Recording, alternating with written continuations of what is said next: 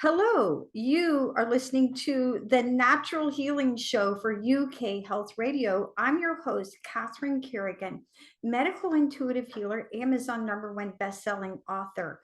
You can find out more about me and my work at catherinecarrigan.com and unlimitedenergynow.com.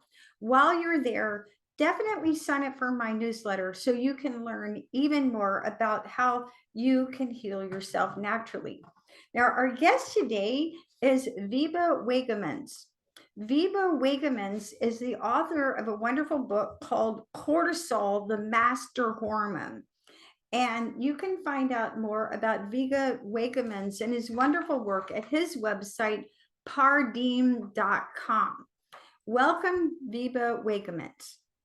Thank you for having me. Now, Wibe Wagemans, we have had you before on here at the Natural Healing Show for UK Health Radio, and we talked about what is cortisol, which is the master hormone of the body, and the subject of your wonderful book, Cortisol, the Master Hormone. How exactly does stress make us fat? Right. So yeah, that's only one chapter in the book, but a very critical one, obviously. The short answer to that question is there's an enzyme that has been protecting us for millions of years, and that enzyme is storing cortisol as cortisone in our adipose visceral tissue. That's the fat tissue around our organs. And that is why that's the short answer, why cortisol is making us fat. Because that stored fat becomes a gland, a cortisol gland that will stress us out when we are not balanced. So, and we can go a little bit more into detail of how that works in our behavior and the chemical processes behind it. All right, so let's start for our audience by talking about just giving us a short explanation of exactly what is cortisol. Sure. Yeah. For millions of years, it's not just us. It's pretty much all mammals. What cortisol does is it helps us survive every day, and imagine we were suffering from hunger, violence, infections, and something has to protect us, and that's the common denominator is cortisol. It's a hormone that is a signaling function from the brain to first the pituitary and then the adrenal. That is the adrenals is a little organ on top of the kidneys that is producing cortisol. It's pushing it into the bloodstream, and it does a lot of stuff. It's we think of it as a stress hormone, but that's really only 3% of what cortisol does. It's regulating our sleep, our circadian rhythm. It's regulating our like we said, our weight. It's regulating, and that's really yin and yang with insulin. And we'll go a little bit deeper into insulin in a bit. And then it's blood pressure. We just talked about infectious diseases. So it helps you attack because it's a steroid. It helps you attack intruders. And when you're suffering from famine, you need to store fat, and that's also what cortisol does. So it makes, when you're in need. Let's say I am about to do a pole vault, and I'm scared, super scared to jump over. Well, I probably won't even make it over 3 feet, over a meter. So then what happens is you have two hormones kicking in, adrenaline, epinephrine, and so that's also called epinephrine, and then cortisol. Cortisol stays longer in the blood. Epinephrine, adrenaline kind of tapers off after a couple of minutes, but cortisol could stay in your blood for hours. And what has been the norm that forever cortisol would come down. Unless you had, hunger for many days, weeks, years on end. And that's not the case anymore. So we see a lot of people suffering from structural, like chronic elevated cortisol levels. And that's really what we're talking about here. Cortisol is super healthy. It's helped us survive, still helps us survive every day and be happy. But when you have elevated cortisol levels over time, it wreaks havoc. And that one of the things, and that's the one we're zooming in on today, is the weight issues. And I would argue even overweight and all the diseases, the metabolic syndrome that goes with it, and cardiovascular diseases. But on the flip side, also, let's not forget that all the eating disorders are correlated with cortisol. Fabulous information. Now, so for our audience, I want to share some other additional insights. So years ago, I had the great privilege of studying with the Olympic strength coach, Charles Poliquin.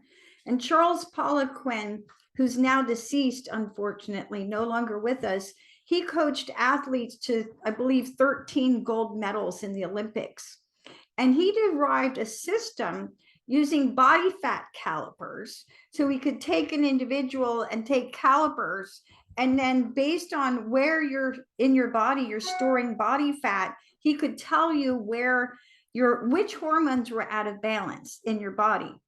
And when you have a cortisol imbalance, you're storing extra fat around your belly button area. So if you're listening to this broadcast, you can just simply put your hand over your belly button, and feel there. If you're storing extra fat there, then that is a good sign that you may actually have a cortisol imbalance. Yeah, there's even some in some circles in the physicians world, they call it the cortisol pooch.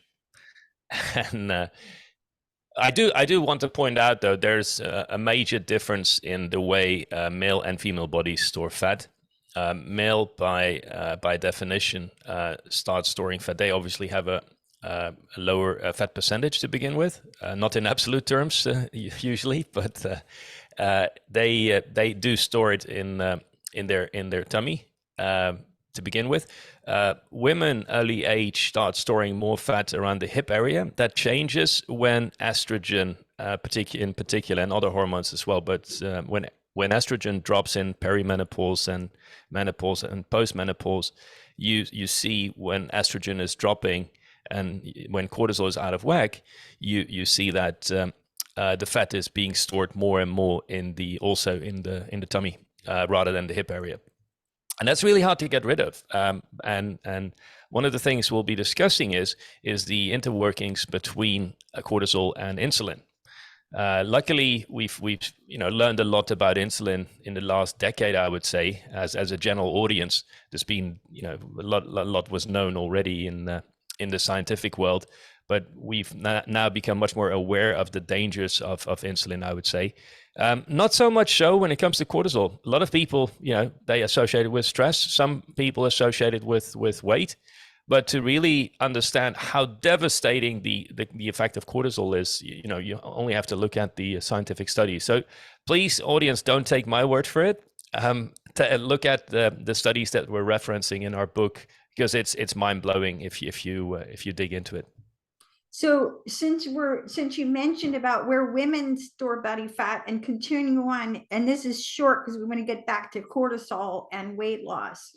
So when you're storing extra fat around your iliac crest, which is basically your hip bone, that's a sign of insulin imbalance. And then you mentioned your thighs and your hips, where a lot of women hold extra fat. That's a sign of estrogen imbalance.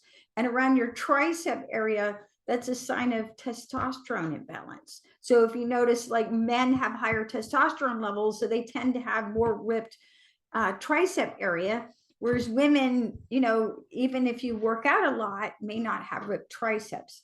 So another wonderful resource on this subject is the work of Dr. Diana Schwartzbein, who's a medical doctor, hormone expert, endocrinologist. And she's written a number of wonderful books identifying different metabolic types based on, are you in adrenal burnout and do you have insulin resistance? And based on what your metabolic type is, then she's got different programs to help you restore balance to your hormonal system so that your body weight can go where it needs to go. Which brings me back to my next question for Wibe Wagemans, author of Cortisol, the Master Hormone. What is the relationship between our stress hormone cortisol and the sugar handling hormone insulin? Yeah, it's really yin and yang. The short is that cortisol is pushing glucose into the bloodstream, and that's the short version. It's much more complex than that. But so glucose is being pushed in by cortisol into the bloodstream. Insulin is trying to push it out to the cells. That's it in a nutshell. One more comment on what you mentioned earlier. I think we touched upon it in your last show, but just for the new listeners, adrenal fatigue, or as you called it, adrenal burnout, is actually wrong terminology.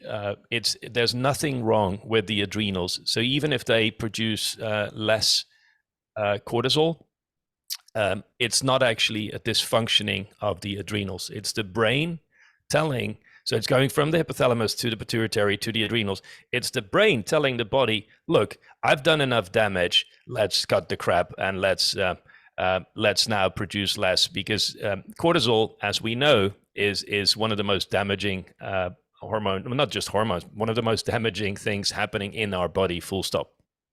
If it happens for a longer period of time and we are exposed for weeks and months and years on end with elevated cortisol levels. And Wibe Wagemans, I really appreciate your clarification on that, because there's something called your HPA axis, your hypothalamus pituitary adrenal axis. So the hypothalamus, which is a major gland in your brain, controls the pituitary, another gland in your brain, which then controls your adrenals. And as Wibe Wagemans points out, a lot of times if you do a cortisol test and you've had many, many years of stress, of prolonged stress, you may be in a low cortisol state where your body's producing less cortisol than usual. And people refer to that as adrenal burnout, but it's really just another way of saying that is just years and years of prolonged stress.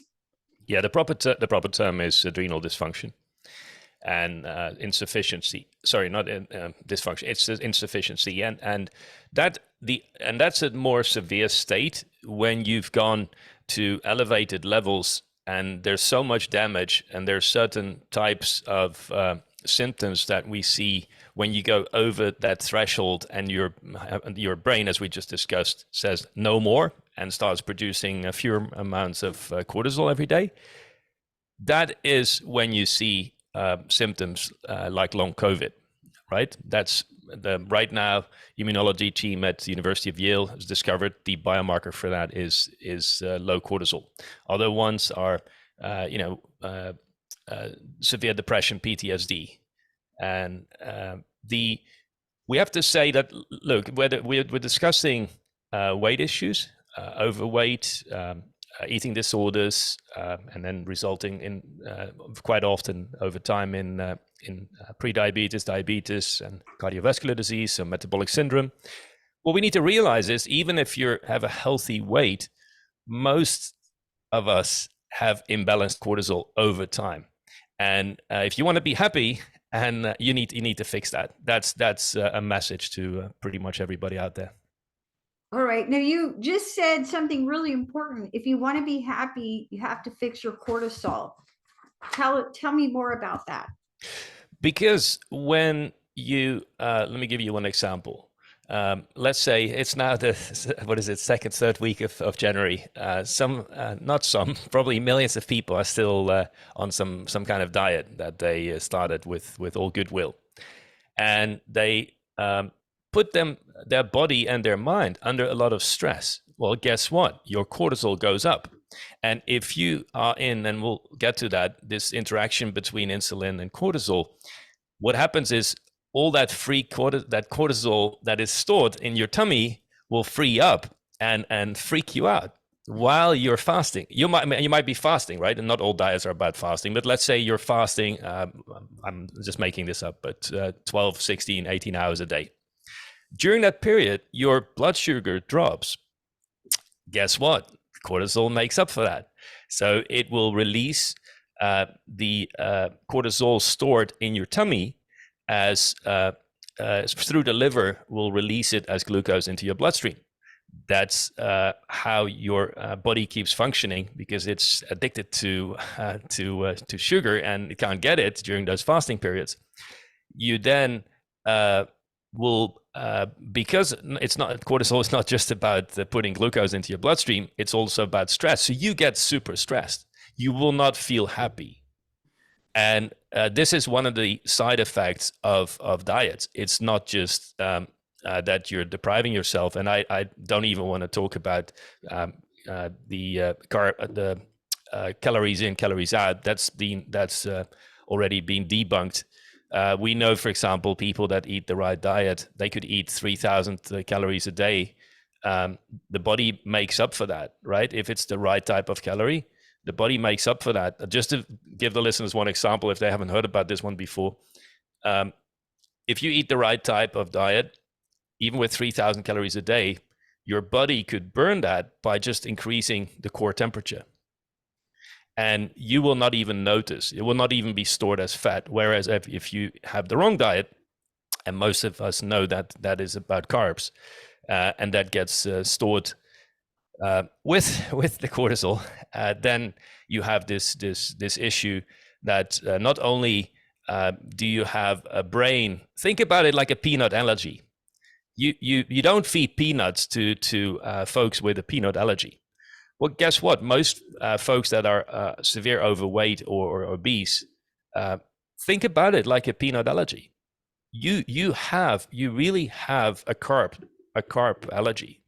And instead of saying to these people, stop eating peanuts, in this case, stop eating carbs, we just feed these people carbs and keep drinking alcohol, keep eating bread, and I can go on and on and on. So we really need to change that, and that's from the insulin angle, right? The carbs spike the insulin through the glycemic index that some listeners might be familiar with.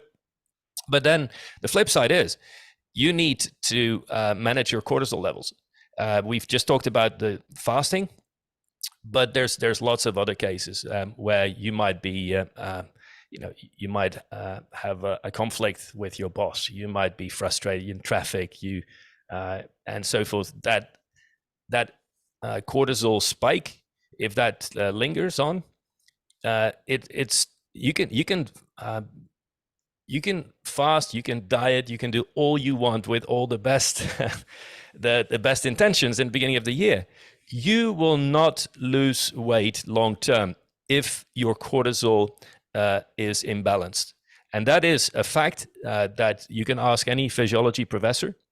It's impossible to lose fat long term if you're on insulin, if your cortisol is imbalanced. All right. So with that fabulous information, let's take a break and listen to one of our commercial sponsors here at the Natural Healing Show for UK Health Radio. And we'll be right back with more information from Wibe Wagemans, author of Cortisol, the Master Hormone.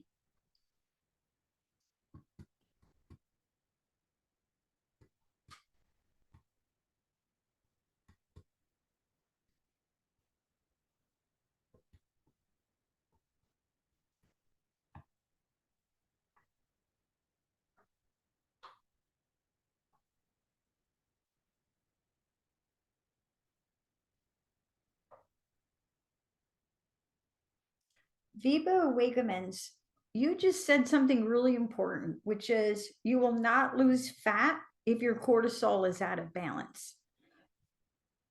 Can you share with us more about that, and how do we know when our cortisol is in balance? Yeah, for sure. I mean, we're working on a test for cortisol to validate whether it's in balance or not. And when it's imbalanced, which is, we estimate between 70 to 90% of adults have imbalanced cortisol, you identify 8 categories, and your regimen is basically based on one of those 8 categories. And it could be, like we said, certain levels of elevation, or where the brain says, look, let's go low and not damage the body. A bit more about the interworkings of cortisol and insulin. I would say we asked professors in this field, we interviewed them for our book, and we asked them what are the most important biomarkers for weight and obesity, for insulin resistance. And they basically said cortisol is up. It's not just insulin, cortisol is up there. It's really those two. And I can illustrate a little bit what's going on. There is no hard data that we asked those scientists, but most likely it's a small minority of people that are both insulin sensitive and have cortisol imbalance. So fully healthy bodies where their insulin goes up when they eat and it goes down and it stays down. When they're cortisol and they're freaked out and have anxieties, but it goes up and it goes down, and that's perfectly healthy. That's a minority. Now, what happens is if you chronically elevated cortisol, after a few months, you can totally eat healthy. It will probably affect your sleep, but when you have elevated cortisol, after a few months, what will happen is your insulin resistance will move up. What does that do? It will not be able to get rid of your glucose, as we discussed in your blood. So it starts storing that, right? It can't burn them up. So that's when you start gaining weight. And insulin resistance, not always, right? We're familiar with skinny fat and folks that are, have a BMI of 35. BMI is, a terrible marker, but we can go into that in a different discussion. But if you are morbidly obese, for example, and in some, I would say most cases, we didn't really find the right number, but it's very likely that you are insulin resistant and you have elevated cortisol levels. So there is a clear correlation between obesity and insulin resistance, as well as with the elevated cortisol.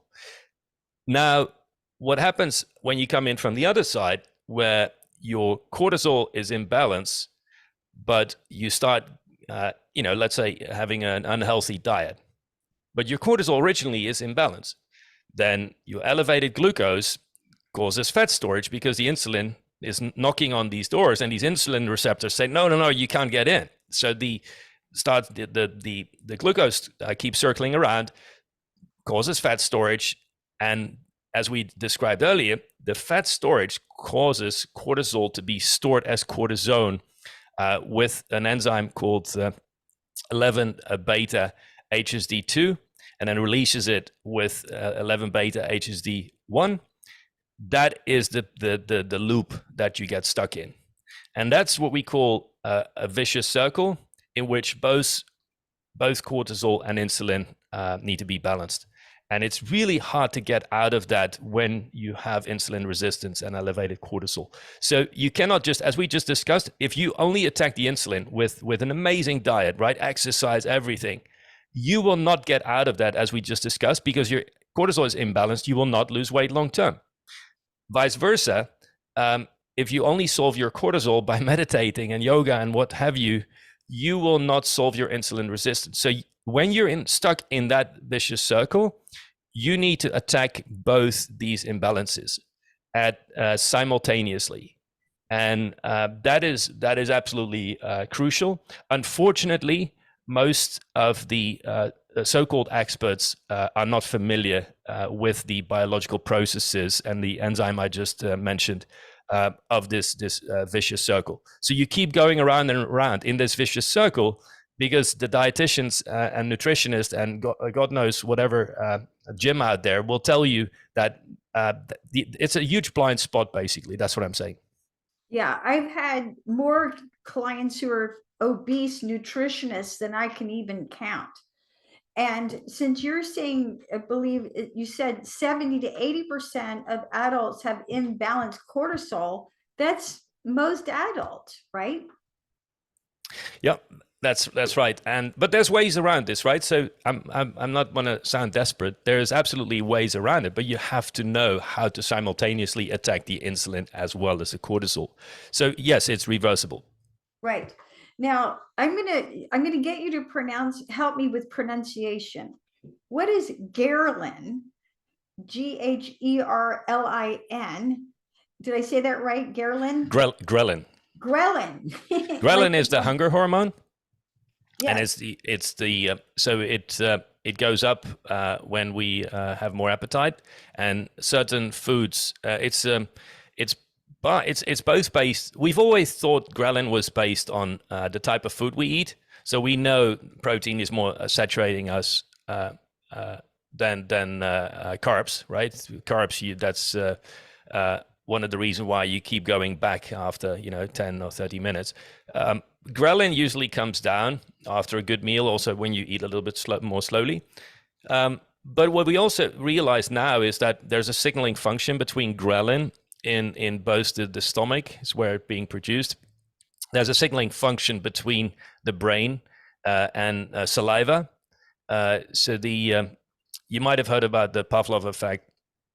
That's similarly when we see that there's food coming, the saliva already starts getting produced, and we swallow that, and that's already communicating with the ghrelin down in the stomach. So there's a lot happening, and then with some neurotransmitters, there's actually information being exchanged with the brain. I'll give you another example. Very interesting study we discussed in the book as well is a study that is involving ghrelin by Professor Crum, Ali Crum at Stanford, where she had group A eat a bucket of ice cream with a label that said, "This is the most delicious, saturated, full fat, full carbs ice cream." Group B, "This is the most keto friendly, low fat, low carb, whatever ice cream," label. Turned out she only changed the label. The ice cream was the exact same. Now, what is amazing was she quantified the level of ghrelin, and it turned out it was different.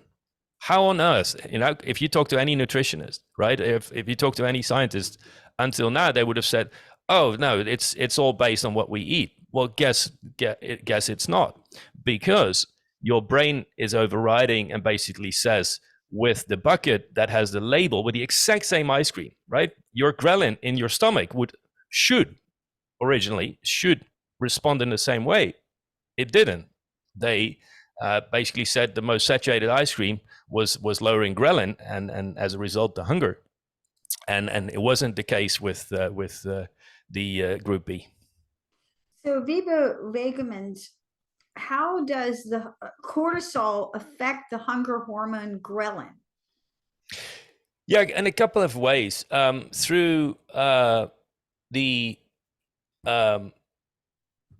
I would say when you're low on blood sugar, your ghrelin goes up, and then I don't fully know the interaction between ghrelin and the biological interaction between ghrelin and cortisol. But what I do know is that ghrelin responds to the blood sugar and cortisol as well. So we know that when we're hungry, which is when ghrelin gets released, at that time, as we just discussed, your cortisol is being pushed into the bloodstream, right, to make up for that when you're fasting. Now, the interesting thing about fasting is when you fast for a longer period of time in a process, well, we know a little bit about ketosis, but some of the listeners might have heard about, if you push it a little bit further to what we call starvation ketosis, where it goes to about 3 millimole, and that is a process that kicks in full gear. It's called autophagy. Now, the interesting thing about that is your ghrelin hormone resets. So you're going, and this usually, if you've never done it before, after 72 hours of, let's say, water fast, after 72 hours, your body goes into an autophagy process, starts eating itself, starts cleaning all these recycle bins, it's a very healthy process for the mitochondria in every cell. Those are our energy sources in every cell, and they produce a lot of garbage, and that garbage usually doesn't get cleaned up. So that's what autophagy is for.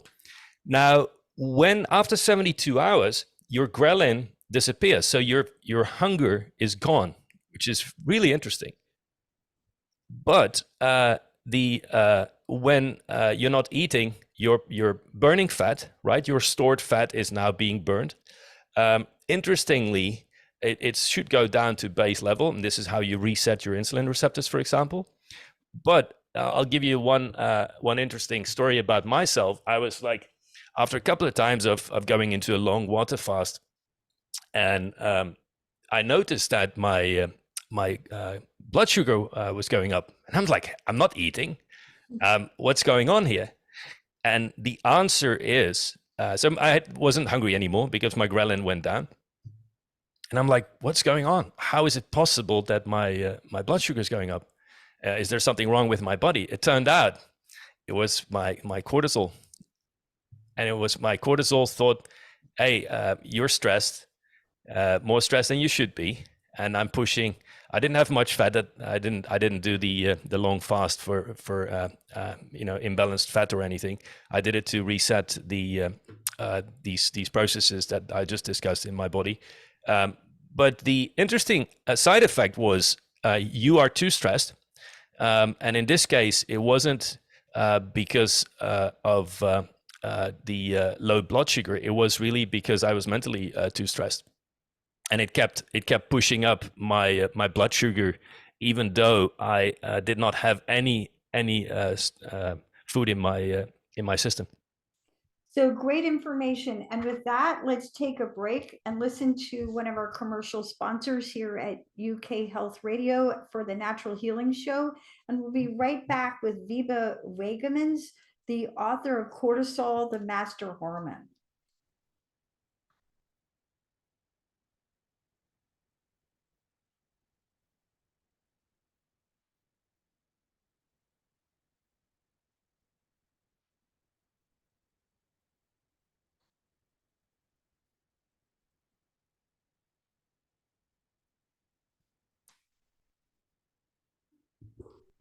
Wibe Wagemans, why, in your professional opinion, do so many diets fail? Number one, because it's the wrong food mix. Number two, because they do not focus on the amount of insulin peaks. Like my view, and this is what I've validated with the scientists that we interviewed, is you really want to go to 2 or 3 insulin peaks max per day. That's it. No more snacking. If you're a professional athlete, you could argue you can go to 3 or 4 times, right? And especially with your protein afterwards to recover your muscle tissue damage. But that's really it. So it's type of food, it's the time of eating, and then maximize, a maximum 2 or 3 insulin spikes per day. That means that's in a certain time period that you're eating. Could be 15 minutes or half an hour, however long you want to sit down. You can eat pretty much your normal amount of calories. Even with dieting, there's nothing wrong in eating 2,000 calories. Please do not go down to 1,500 or 1,000. Eat your regular metabolic baseline. But then it's the third element I would say is your cortisol. Understand that you need to balance it because otherwise your dieting will go wrong. So it's really those three elements. So number one, what are you eating? And most of it, cut the processed food, cut the carbs. We've had amazing success in reversing full-blown diabetes 2 with maximum 20 to 120 grams of carbs a day. And then the other one is not just intermittent fasting, but really going down to 2 or 3 insulin spikes per day. I've just talked about autophagy. If you want to know more, there was a Nobel Prize awarded to a professor on autophagy in 2009. And the third one is understand what cortisol does to your body and that you need to balance it. And we're not talking just about morbidly obese people. I'm talking to you folks that are working on Wall Street, because it's been proven that if your cortisol is balanced, your results on the job will be better. And there's a scientific paper on that, by the way. Now, why is the hormonal effect of exercise more powerful than how many calories we burn through exercise? Because lots of people think, oh, I've got to do this intense workout to burn more calories. There are very few studies that exercise they make us feel good, right? Your endorphins, your dopamine kick. But there's very little evidence that exercise will help us lose weight. Are we burning? Sure. Yeah. If I go and run a marathon, I'll burn, and I'll might even burn some fat. But the problem is, you will usually, when you come home, you'll usually eat more than you just burned. So I'm not saying you shouldn't work out. I think we all should, and I'm totally in favor of doing your 10,000 steps and what have you. But let's make it very clear. This is more about feeling good. And yes, there are interactions with other hormones that kick in when you exercise. But when you want to lose weight, exercise could and I think should be a part of it. But I would argue that it's only maybe 10% of the overall solution. The big one is nutrition, with the 3 elements we just discussed. What do you eat, time of eating, and cortisol. And let's not forget about sleep. Cortisol decides your circadian rhythm. It's not just how many hours, but the quality, and your how well you fall asleep at a certain point in time. We discussed last time that taking melatonin pills doesn't help if you don't fix your cortisol. The other one is what we learned from Professor Crum at Stanford is your mindset. Embrace stress, embrace it in when you want to lose weight. You will have to go, especially when you're in that vicious circle that we discussed, where you have elevated cortisol and you're insulin resistant. When you want to get out of that, your mindset to embrace stress, like, I have to go through this and I will release more stress in my system. And you will have to push through that. So that's a mindset, like we just discussed with that bucket of ice cream. You just have to get yourself through that to get out of that vicious circle. So what practical action steps can a person take to balance their cortisol level if they do want to lose weight or just be healthy? That we have these 4 modalities that we mention in our book. So number 1 is the mindset. I would recommend Professor Crum's work again. The second one is sleep. When you have these rhythms of waking up, if you can push out your coffee by even 30 or 60 minutes, might help if you have elevated cortisol levels.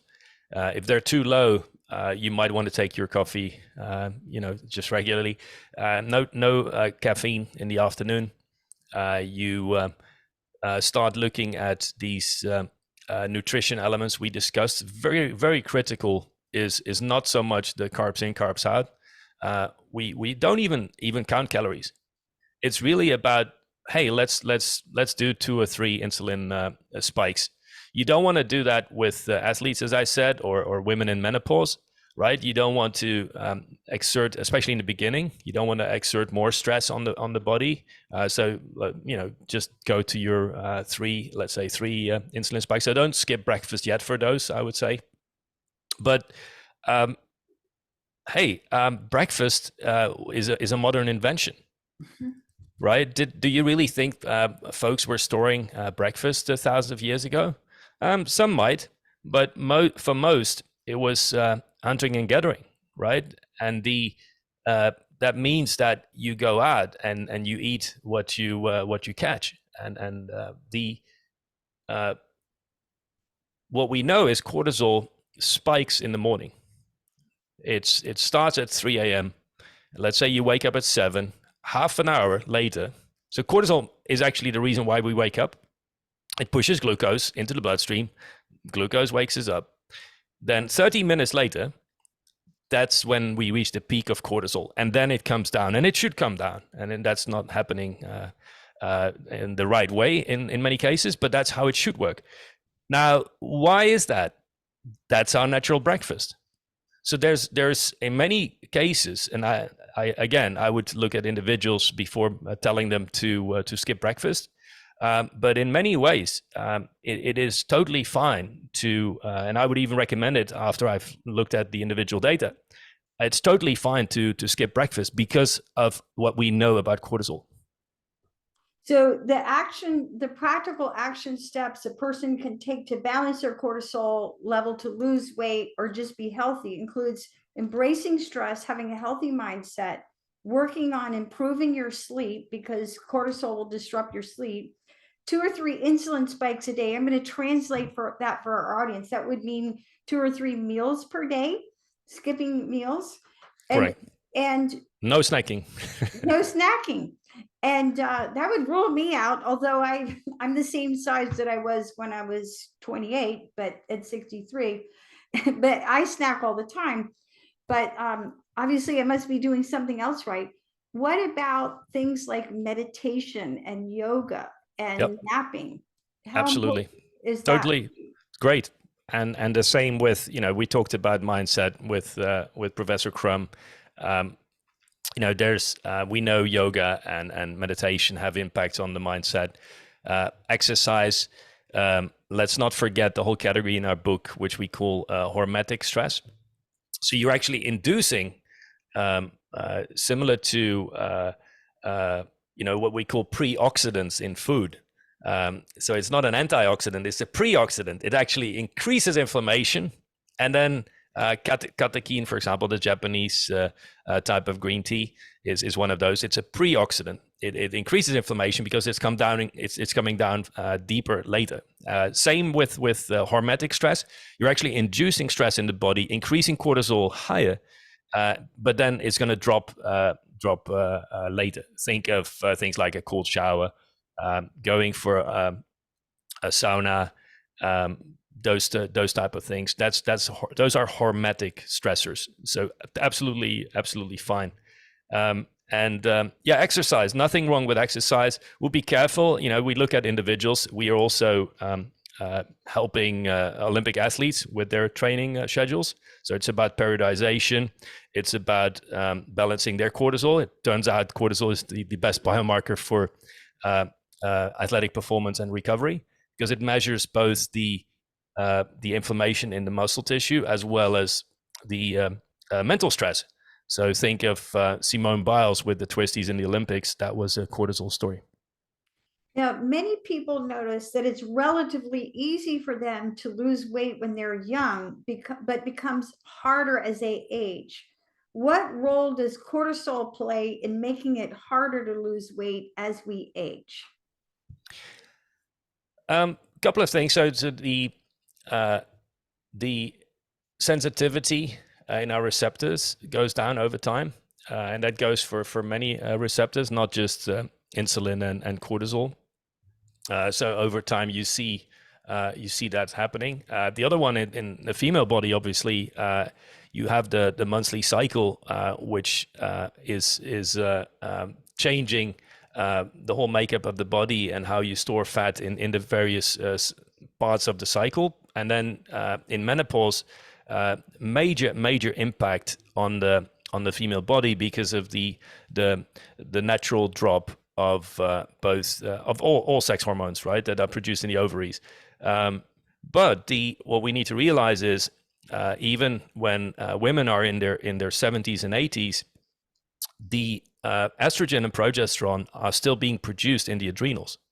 What is important to know, and this is not just for women, this is even for male bodybuilders, is that when your cortisol is elevated, by definition, because it's an inhibitor to sex hormones, by definition, your testosterone, your estrogen, your progesterone is gonna suffer. So practical steps for everyone listening. Let's take this step by step for somebody who's listening to this. And it's like, okay, I've tried every diet. I've had clients who come in and they said, I've read every diet book on your shelf. So nutrition, how should someone be eating? So eating 2 or 3 meals a day, you recommend? Correct. And I think it's, you need to, let's clearly separate two issues here. When you're balanced, if you happen to have insulin sensitivity and your cortisol is balanced, you can eat whatever you want, right? You can exercise and do whatever you want. So when you're back into that metastasis level, then do whatever you want. We're not going to recommend you anything, right? You're super in balance. We're talking now about folks that say, look, I want to shed 20 pounds. I want to do this. I want to do that. So until you reach that metastasis level of where your insulin and cortisol, and as I said, the cortisol is the missing link. What 99.9% of the nutritionists and even I would say most endocrinologists understand this because they have studied cortisol into much more depth than other specialisms. But most of the physicians and scientists that we meet do not even know of the existence of that enzyme I was talking about that stores the cortisol and makes that our tummy becomes a cortisol producing gland. So what needs to happen is really focus on attacking both your not just your insulin resistance with your diet, but also your cortisol. But there's something good to say about keto, although there's various definitions. That's why I'd rather, instead of saying keto or calling it something, I would rather say, minimize your insulin peaks, because a lot of keto diets don't care if you have 12 insulin peaks a day. So that's much more critical. And I would say, as I mentioned earlier, I would focus much more on the, instead of calorie counting, focus on the amount of unprocessed carbs you're eating per day. So no processed carbs, number one. And then out of the unprocessed carbs, only eat 20 to 120 grams a day if you want to restore your insulin sensitivity. So for processed carbs, only 20 to 30 grams of processed? No processed carbs, sorry. No processed, yes. No processed, zero. And but unprocessed carbs, 20 to 120 grams a day, and that's tough. Like let's face it. I'm basically advocating pretty rigorous steps. And this requires mindset, and that's why let's not forget about meditation, yoga, this embracing the stress, embracing the cortisol. If you don't have that mindset, you will not stick to these recommendations. So between 20 and 120 grams of unprocessed carbs per day. That's correct. Yeah. And so this is very similar to the approach of Dr. Diana Schwartzbein, who's written numbers of books about how to heal your metabolism. What Dr. Schwartzbein argues, however, she argues that if you have a damaged metabolism, you should limit your carbs to about 125 grams per day. More if you're exercising, more if you're depressed. Similar, and she argues that if you have less than 125 grams of carbs per day, it can actually damage your metabolism. So I definitely think it's about individual balance, right? And how big you are and so on. Yeah, and So that's why we're not advocating until we look at the individual case. We're not advocating for these rigorous like autophagy. I won't recommend anybody without looking at more data to say, hey, go on a 72-hour water fast or skipping breakfast.